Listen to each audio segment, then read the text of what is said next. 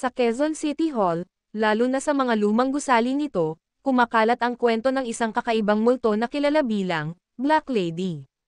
Ipinapakita siya bilang isang babaeng nakaitim mula ulo hanggang paa, mahaba ang buhok, at laging may aura ng matinding kalungkutan at galit. Ayon sa mga kwento ng mga gwardya at empleyado, madalas siyang nakikita sa mga madidilim na pasilyo at banyo ng gusali. May ilan pang nagsasabing bigla siyang sumusulpot sa harap ng mga nagbabantay sa gabi, nakatingin lang ng matalim, bago biglang naglalaho. May mga alamat na nagsasabing ang Black Lady ay dating empleyada o estudyante na naging biktima ng krimen malapit sa lugar.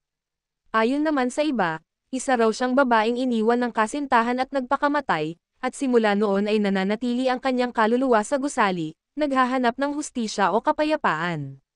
Pinakakilalang karanasan ng mga gwardya ay ang biglang paglamig ng paligid, tunog ng sapatos na walang katao-tao, at boses ng babaeng umiiyak. Kapag naglakad daw sila sa pasilyo, minsan ay may biglang makikitang anino sa salamin o refleksyon sa bintana. Hanggang ngayon, parte na ng Quezon City Hall folklore ang Black Lady.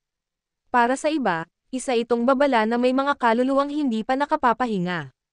Ngunit para naman sa iba, isa itong alamat na nagsilbing paraan para magbigay ng hiwaga at takot sa mga nagtatrabaho at dumaraan sa lugar, lalo na kapag 10 oras ng gabi.